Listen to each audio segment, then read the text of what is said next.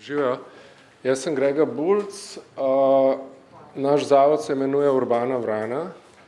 Kar delamo so v bistvu turistični izleti, kulturno-turistični izleti, kulturno-turistične ture.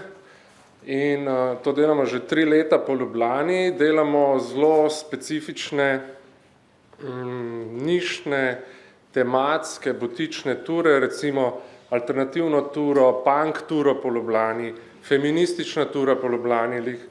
Pred kratkim smo ustanovili globalno mrežo feminističnih turističnih tur, od Argentine do Japonske in tako naprej. In ko je prišel ta razpis ven, na katerega smo dejansko prav čakali, smo bili zelo veseli zaradi tega, ker kot zavod, ki se ukvarja z inovativnimi idejami v turizmu, se ne moramo prijavljati na razpise Ministrstva za gospodarstvo, ker smo pač zavod in imamo premalo zaposlenih in premalo prometa in tako naprej.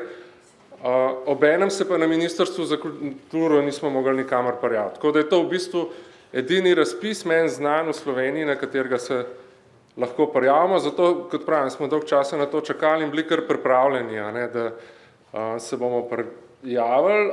Štartali smo na A2 področje, zaradi tega, ker se nam je zdelo, da v bistvu že imamo dejavnost, ki je relativno uspešna, ne vem, na TripAdvisorju smo med top 5 turami v Ljubljani in tako naprej.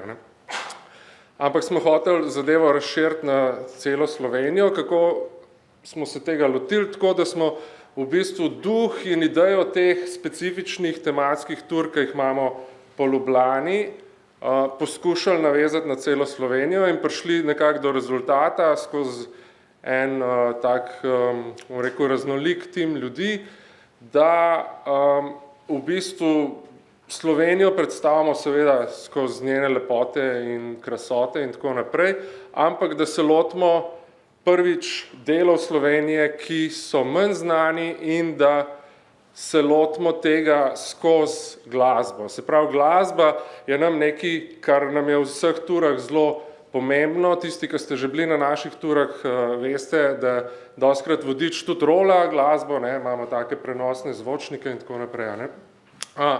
In zdaj, kar bi radi naredili, je seveda pač ta duh teh ljubljanskih glasbenih tur prenesli na potovanja po celi Sloveniji. Zadevo smo prijavili.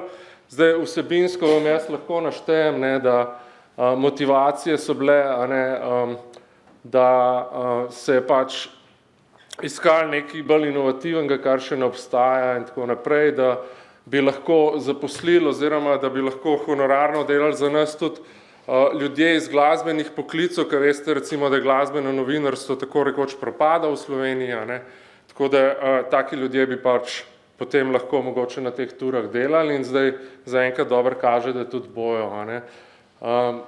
In tako naprej. Se pravi, gremo lahko segmente kupcev gledati pa to, ampak mislim, da pač vsebinsko pač vsak ima svoj projekt in da to mogoče v tem trenutku ni toliko važno, kakor je važno, da vam povem malo izkušnje, kako je sploh šlo s to prijavo, kako gre poročanje skozi in take stvari. Se mi zdi to dosti bolj pomembno za tiste, ki se boste prijavili. Prvič, kar je potrebno vedeti vnaprej, jaz sem predstavnik mikro podjetja, se pravi v zavodu ni bil do zdaj nihče zaposlen, jaz sem bil SP-jevc, vsi naši sodelavci so več ali manj SP-jevci, samozaposleni v kulturi in tako naprej.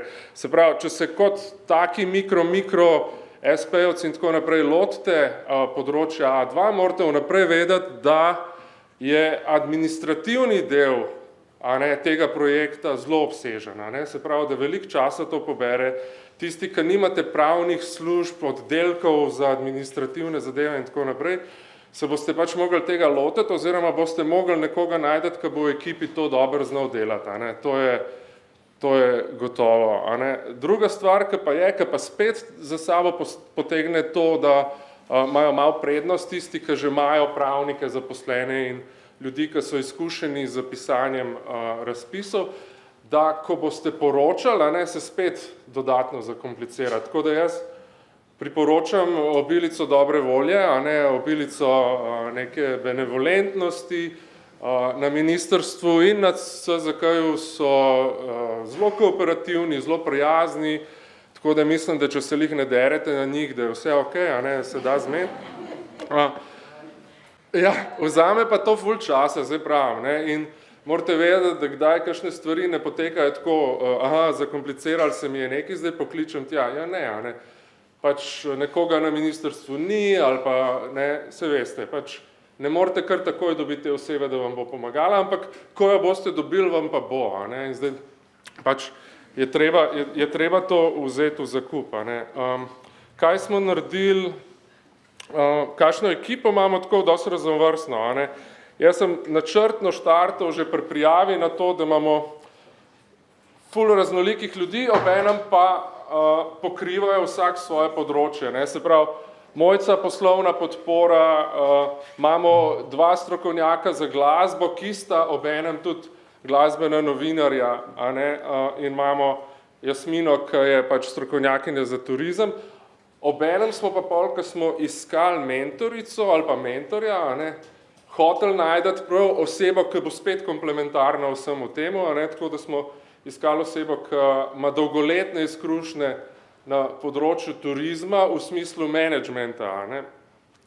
In smo našli gospo Nušo Šolar, ki je fantastična, prej se nismo poznali, se pravi, mi nismo eni od unih, ki so vas prej spodbudili, da če imate frenda, ki je bil mentor, ga pač seveda proste, da se prijavi, ne, mi smo eni od unih, ki iz bazena mentorjev nekako nismo našli čisto pravega, ki bi pasal na naš projekt, tako da smo potem, ne, skupnimi močmi s Centrom za kreativnost v bistvu šli na ribolov, ne, smo iskali mentorja, ki bi bil res ustrezen za ta projekt in hvala Bogu našli Nušo, tako da ja, ful se imamo fajn, ne vem, kaj vam lahko povem.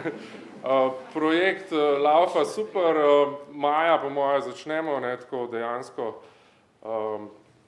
prodajati nove ture, tako da evo, toliko. Če ima kdo še kaj za vprašati po kosilu oziroma po pauzi, sem jaz še kle, tako da hvala.